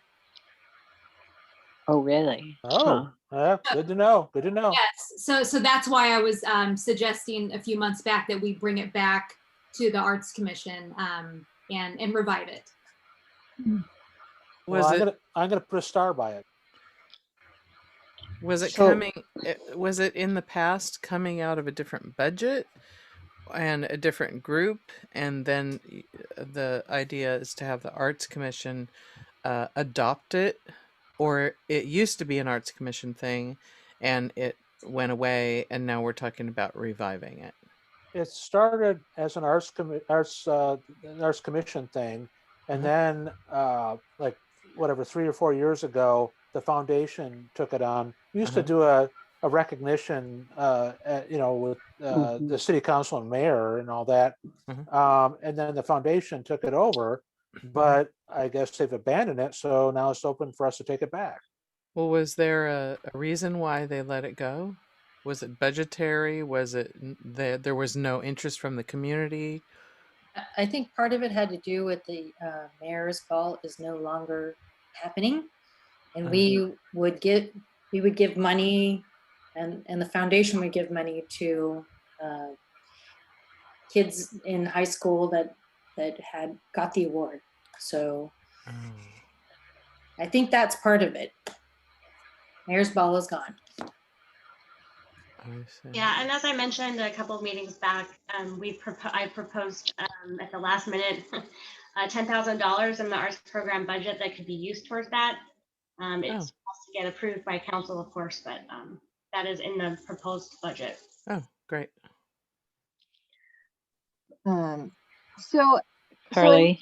Yeah. Something I'm not seeing in here is, the public art. And if this is going to be boiled down into what committees do we have? The public art is not represented on here, which is obviously a big part of what we do. And also the grants aren't on here, which is also something that we've been very involved in. So, they're just They're not on the on list like anywhere. the new ideas list, right? Necessarily. Right. Oh, so this is just supposed to be new ideas? No. Oh, you're right. No, I apologize. This is not necessarily. This is just the ideas of what everybody shared in the survey. So they're right. If folks weren't thinking about the sustaining the current the things stuff that we're already doing. They're already doing. You're right. That's probably not captured. So that's a good thing, to bring up as we're thinking about what subcommittees you all want to do. I tried to make a list here on the things that were kind of the top that were getting the most. I was trying to make a little short list here of the things, not necessarily what would be your subcommittees, but maybe, but of the things that were kind of getting the most little stamps here, just to sort of clean up the list a little bit. So I've sort of seen this kind of, we're putting those two together.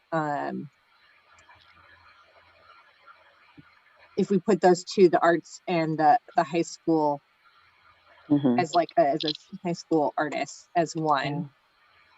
And then let's see, in kind of just doing a little quick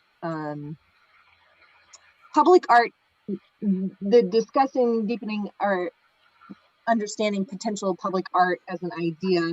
I'm gonna put the public art here. And I'd also say that there's some things in here that the arts program of the city does. You know, the programs that help artists, those are, you know, the city has done that. And,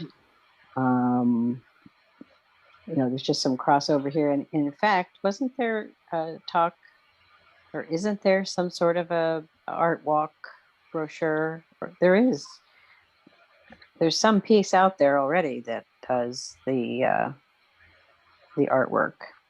I guess my question about that, Rebecca, as well as what was meant by art walk. Is this like a first Friday go to all the galleries, or is this more just like a showing everyone the public art? Well, I was just thinking of it as a brochure or whatever. But yeah, I love the idea of doing some walks and tours, you know, that we as docents, you know, do a little tour and talk about the artists, and I think that'd be awesome.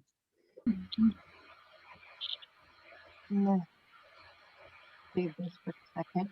So I know it's hard to like remember everything that's up here. I tried to mark down here kind of the list. Oh shoot. This is really not an ideal. It's not an actual whiteboard because you can't actually go back to the text box and edit them after you write in it. So it's like permanently on there, like you're writing in Sharpie marker. So anyways, I can't like go back to the text box and edit the things once you click away from the text box. So anyways, I just, this imperfect Zoom world. So, but do you have a sense for what's on here? If I pull us away so we can see each other for a moment, do you all kind of have an idea of some of the things that have been shared? Okay. Yeah. If you need to review it, you can go back and look at the email that I sent. But I'm going to stop the share for a second. I saved that whiteboard. So you know, as you're looking at that list of kinds of things, was there anything missing from there? Rebecca, you mentioned two things that you thought were sort of missing. Well, the part was kind of on there, but that weren't new ideas, but just ongoing things that we do. The public art, you know, there's always been a committee, a public art committee, and a subcommittee, I should say, and grants committee. So you know, if the intention of this exercise is to cull us down into what subcommittees we need to set up, then we need to keep in mind that those are two that are already in place. And maybe am I forgetting anything? I like to say that my memory has faded with my hair color, so I'm certainly humble enough to say I might have forgotten something. Are we still doing BAM as a subcommittee?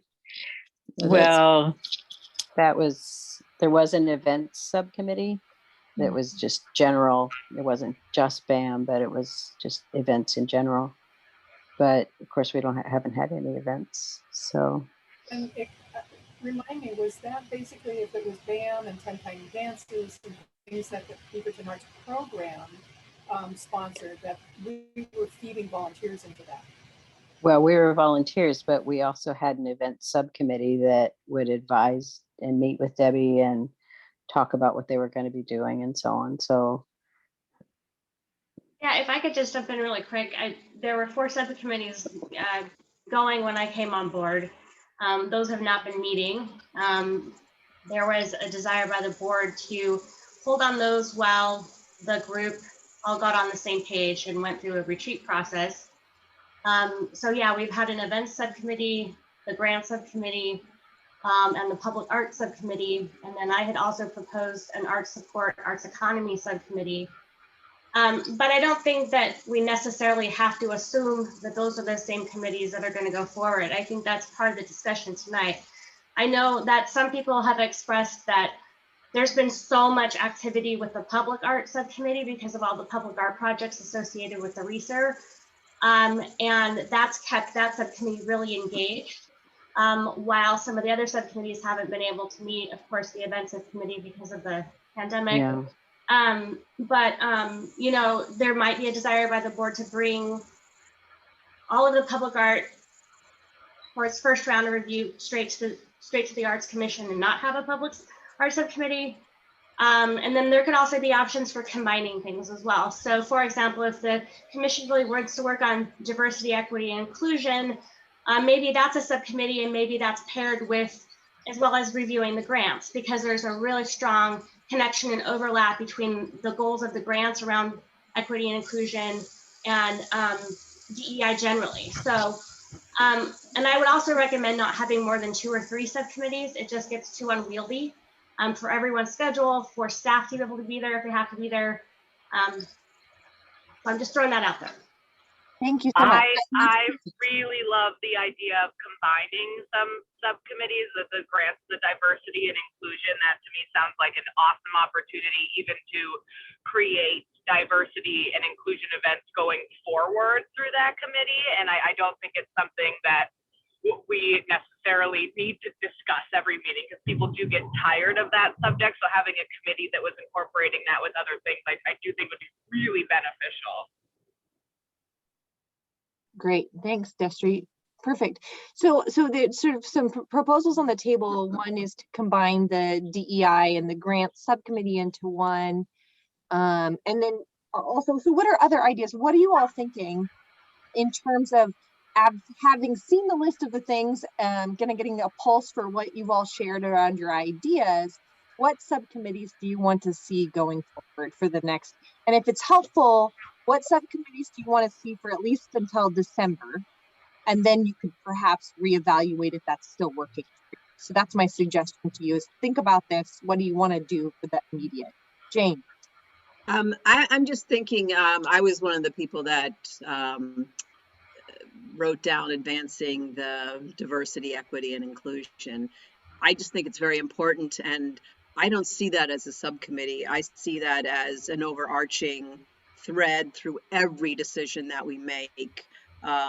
When Alexis was talking to us, you know, she said, keep in your mind that little checklist of when you're making decisions. And I would like to see that be part of the whole board in making a decision, that we all take part in, you know, just bringing diversity and equity into everything we do, even down to the point where when we're looking at new board members or commissioners for next year, it's just like every aspect of what we do, I think we need to think about diversity. So I instead of just seeing it as a subcommittee, I'd like to see it, just my opinion, to see it be overarching of everything we do. If I could speak to that, Jane, I completely agree with you. And I almost, that is how I see a subcommittee helping or having a perspective lens of a subcommittee that is focused on that and thinking of wording and ways to educate and make sure that that is being incorporated in every meeting. I completely agree with you that that is a part of every decision and the tools. And I think having a group of people that are kind of making sure everyone is in check and keeping that in mind, that is where I'm coming from. Because I mean, I completely agree. Great. Yeah, and you know, to talk about the connections, you know, that's where people, if they were on a subcommittee, could go to the other boards that deal with, you know, I don't know all the Beaverton boards, but I know there's some diversity ones. I think there's a couple of different ones, and then we could go and see what's happening, and that could really help us connect with the work that the other boards and commissions are doing around diversity and equity. Ryan.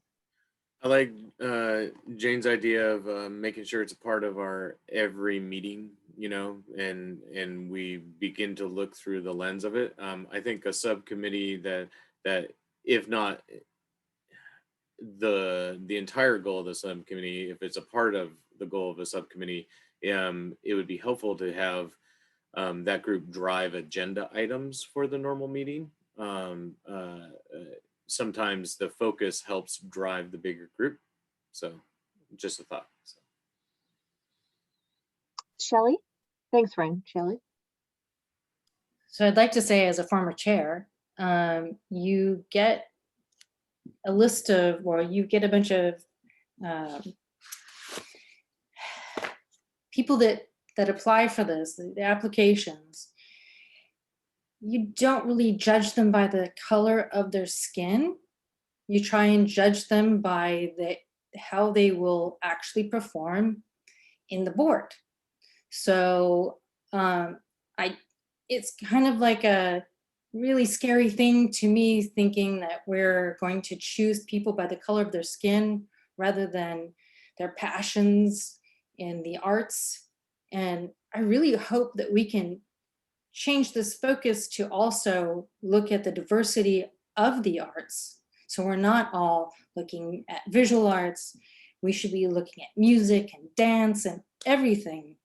And as a person who actually looked at all of the applications, it's really a difficult decision to make. Now, if we had more applications from different cultural groups, that would be great. I know that Jim has also served as chair. He went out and did outreach specifically to different cultural groups to make sure that we were trying to make sure that they understood that they were welcome. So thanks, Shelley. All we can do is do our best, and hopefully, equity inclusion will come in, and I don't think anybody has a problem with that on this board. I just want to say that Shelley, that yeah, we did have the outreach, and I don't think we've been doing that. So I don't know how we changed the process to make it any different than what we've done. The results are what the results are, but yeah, I don't know how you can.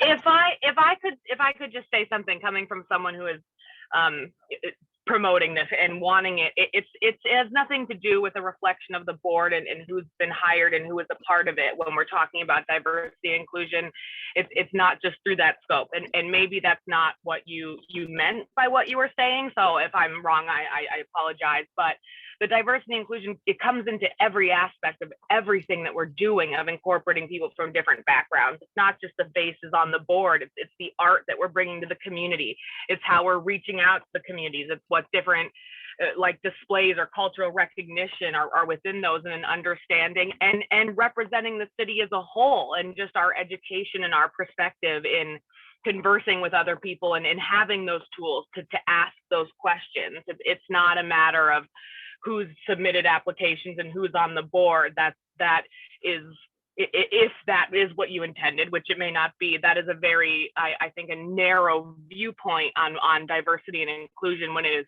so much more than that. And that in itself is kind of where I'm coming from, is why it is so important. I think that there's others that would agree with me.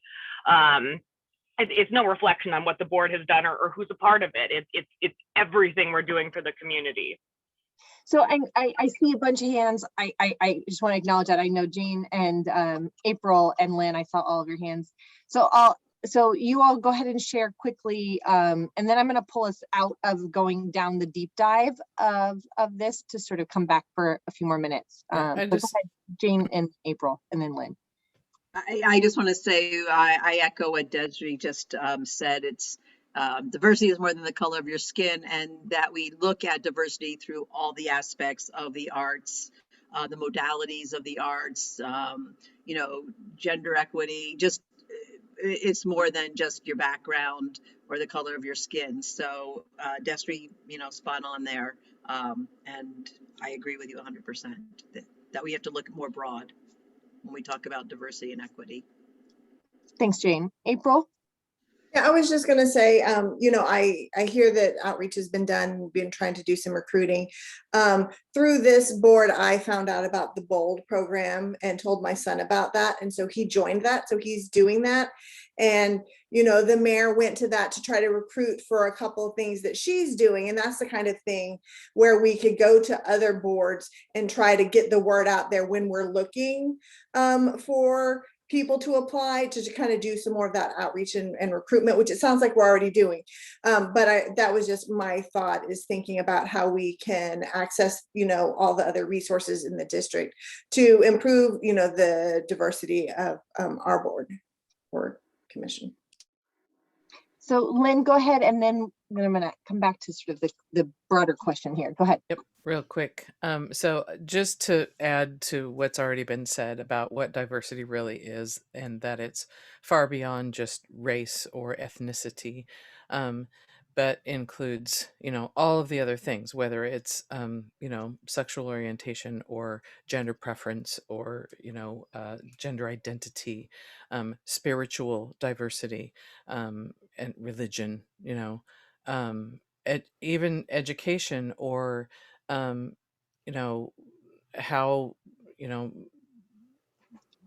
just the diversity in how you express yourself in a variety of ways, including, you know, ability, disability, things like that. So I definitely agree with what Jane was saying, you know, to have it be, make sure that we're keeping those things in mind. I think it wouldn't be a bad idea to make sure that we have that sort of list handy, like when we're looking at art, are we looking to see, are things being stereotyped? You know, I mean, that, you know, it oftentimes that happens because someone just didn't even think about it. It just didn't occur to them. And so I think it's really important that we bring those things to the conversation when we're looking especially at visual art, as well as music. So Thanks, Lynn. April and Desiree, I think you had your hands up from before. Sharon, I see that's a new hand, I think, and for lack of a better, a new hand hanging out there on the screen. Is that Sharon? Oh, there you go. One of the things that I see as a common thread through some of the things that you wrote up is collaboration and communication. One of the low-hanging fruits that we have is that we have the DAB, the Diversity Advisory Board. We have HRAC, which is the Human Rights Advisory Commission or Committee. We have among our boards and commissions people who can help us look beyond ourselves. And Janie Scott did something in the past where she brought all the boards and commissions together and had some event. Some of you probably have been there. I did not, but I heard that it was really valuable. That if you have these, the low-hanging fruit being the boards and commissions that we all are among, that if we can learn from others instead of trying to develop the wheel ourselves, we could be reaching out for those DEI threads that we want to weave into a tapestry of what we do as a function of the BAC. Great. Thanks, picture. And so it sounds to me like I want to come back for a minute because you all already have identified where the most energy is on the kinds of topics. And, you know, as is evident by this conversation, right, there's a lot of energy around thinking about what DEI means, exploring that, advancing that. So my question to you is, what subcommittees do you need in order to work on some of these goals? Are there a few ones that are becoming evident to you as you're listening to this, as you're looking at the list? Is you know, there was some conversation around sort of whether DEI would be a subcommittee or not. I want to sort of hear from you. Is that something collectively, how you feel? I just want to do a pulse check in terms of, it's a temperature check of like how you're feeling after listening to all of this about DEI being a subcommittee. And I'm going to say that there was a suggestion around DEI being combined with grants. So I just want to, since that was a proposal that was thrown out there, I just want to sort of see if you feel like right now you're like, that sounds like a good subcommittee that I like, you don't have to commit to being on it, but you would think it would be a good one to have right now. A thumbs up. If you're not sure, put the thumb down in the middle. And if you have some concerns about it, I want a thumbs down. So just do a little quick temperature check around the idea of there being a subcommittee that does DEI and grants combination. So I just want a temperature, and this is not an official vote, so I just want everybody to participate. So like if you're good with it right now, if you're not sure, and if you have some concerns. Why wouldn't it be part of every committee? Not to say that it would be at the exclusion of being at every committee, but that it would also be a subcommittee that could advance some. But it should be part of the mentality of the decisions you make, whether it's public art or grants or scholarships, anything. I think that goes kind of part and parcel with what you're doing. Why should you have a specific committee when it could be part of everyone? You know, it should be the part of the mentality as opposed to a defined committee. I completely agree with you, Jim, but that is the point of having the subcommittee, to make sure that we're all bringing that lens into it, because it can be very easy to get comfortable in your privilege and miss things, myself included, everyone included. There's different aspects of our privilege that we're not necessarily checking on a regular basis. So having a committee that is making a point in their time to reach out of how can we be the best representative of our community. And I think that's what's important in just having people that are bringing that lens into every decision. I agree with you, it's important, but we're not making it important enough by just including it in every decision. But to Jim's point, we can partner it with grants, or we can partner it with public art, or we can partner it with anything. So how do we distinguish between what we're going to partner it with, if we're going to partner it, or should it be a standalone? Can I just make one comment? You know, where I've seen boards pull together a DEI board in the past, they often will work on really specific things, like, for example, developing a diversity, equity, and inclusion statement of intention, or a policy that they can bring back to the board to review and approve. And I also want to make the note that, you know, this could be something, this is the next 6 months, right? If you try it out for the next 6 months, maybe the DEI group comes up with some great suggestions, and then it disbands and it isn't necessary, you know, and then it's more incorporated. I mean, it doesn't have to be, this is a forever thing. So that's just my comment. I'm gonna hear from a few more folks, and then I'm going to come up with a proposal for you on like how you might consider the next steps on making these decisions on your on where you want to go next. So Peg and hasn't shared yet. So Peg, go ahead. Yeah, I'm hearing essentially, I think what Destry is saying, it has to be part of all our deliberations. But if we have subcommittees focused on particular items, yes, it's part of our thinking. But then we have a subcommittee of DEI that is sort of like the checker of how are we doing? And if we bring something to the board, and the DEI committee can say, wait a minute, did you think about this? Or we see this as a weakness in what you've come up with. I see it as a benefit, as a check on everything else we're doing, because all of our other subcommittees are going to have very specific purposes, and you're going to be working toward a goal there. And yes, we will try to keep it all in mind. But then if we have a subcommittee whose job is to say, yeah, kind of a thumbs up or thumbs down on it, to say, did you think about this, or how do we make this work? I see it as a benefit having it as a separate subcommittee.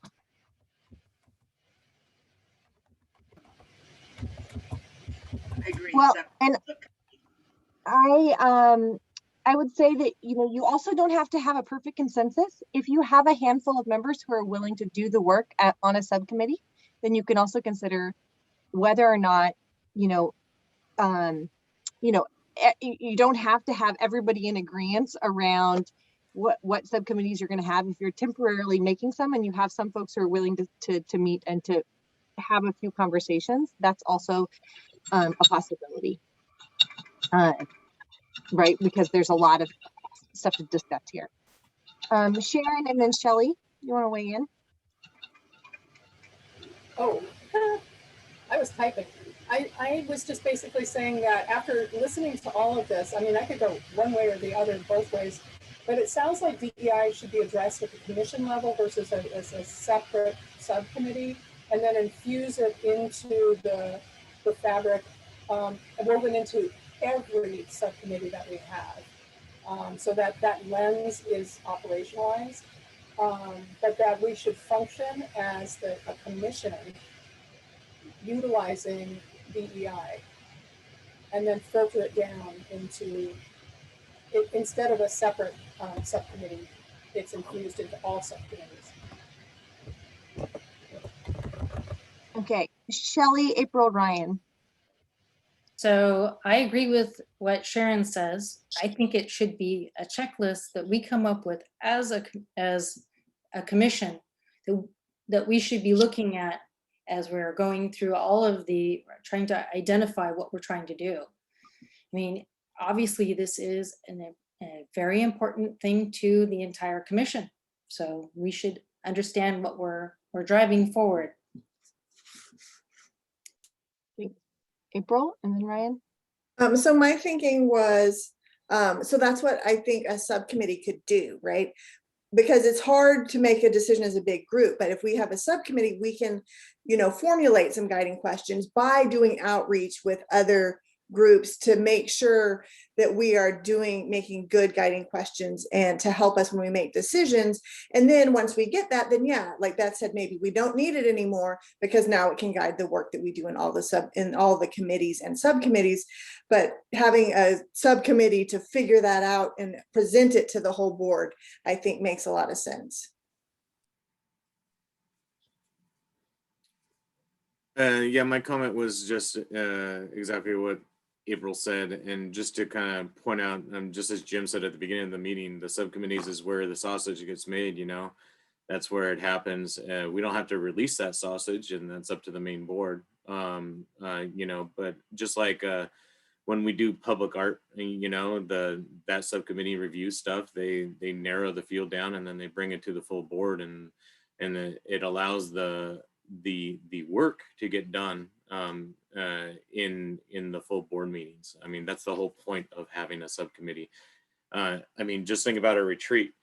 Look at what time it is now, and we haven't got to any other topic. So that's my point. Yeah. How many of you, by show of the reactions, want to be on a DEI subcommittee? If you put your I can't raise my hand in real life, but me, yes. So let's see, I see like April would want to do that, Shoshana, Destry, Sydney, Lynn, Shelley, and Jane, see a handful. Okay.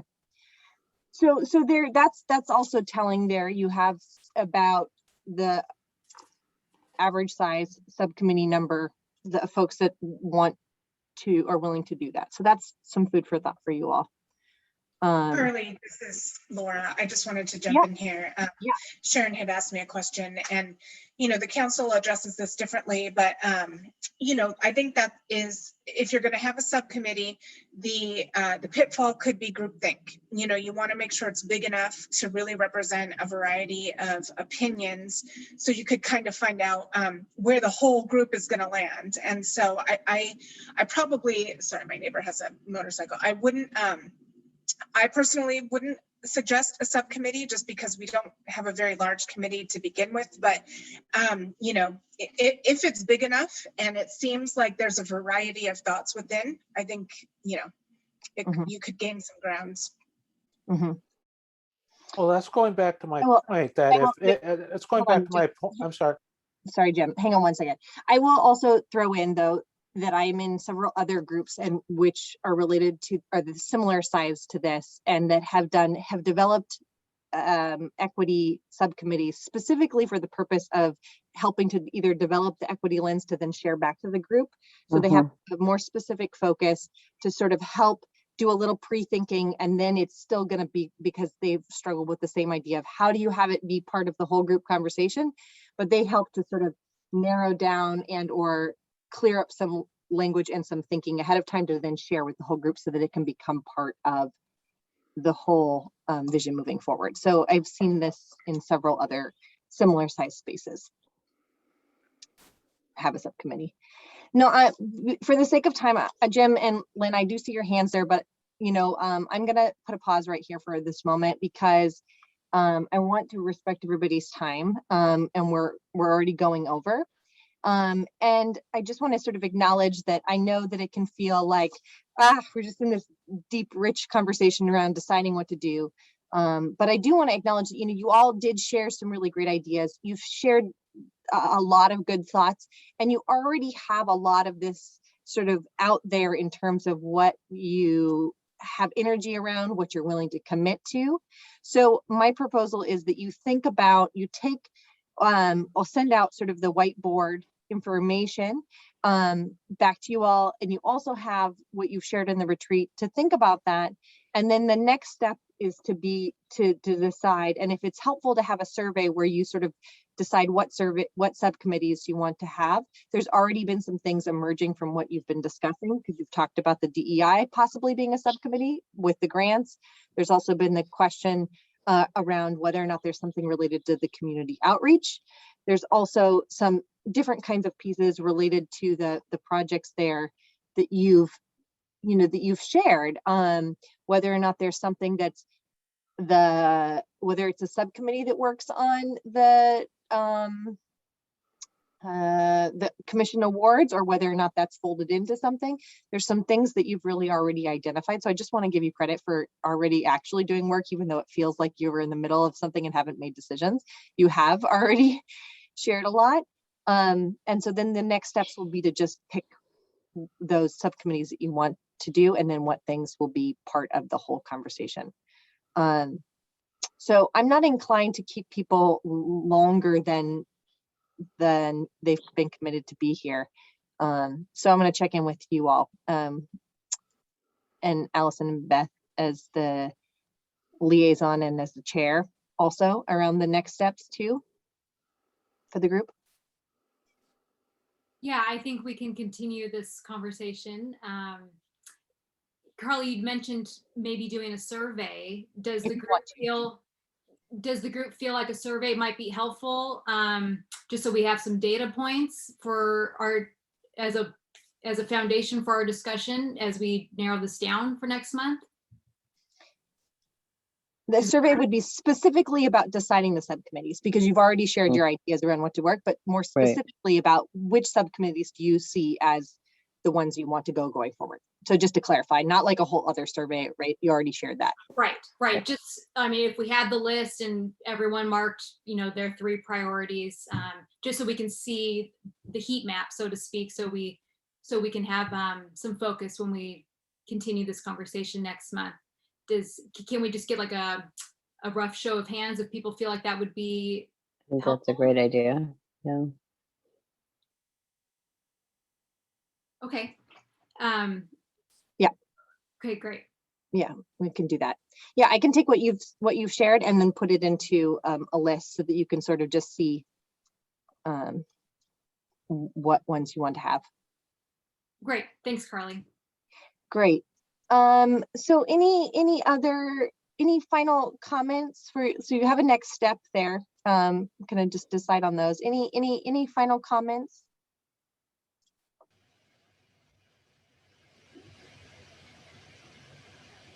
Thank you so much, Carley. It was awesome. Even I didn't have any pipe cleaners to play with tonight, but you did a great job. Sorry. Well, this is, I just want to acknowledge with you all that like having only a short amount of time to be able to get into these really deep conversations is a big challenge.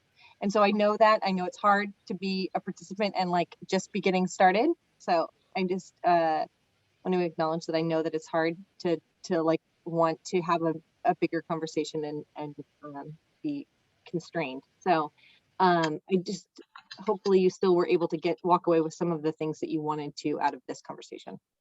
For sure. Yeah, thank you, Carley. You did an amazing job. Just kind of keeping it all together. And cat herder. I'm gonna rename you Carley the cat herder. Thank you very much, Carley. We really appreciate it. Sure. You're welcome. You're welcome. And I think you all are doing really great work. So thank you all for coming and for participating in the conversation tonight. Hey, thank you. Good night, everyone. Good night. Good night. Good night. Bye. Bye.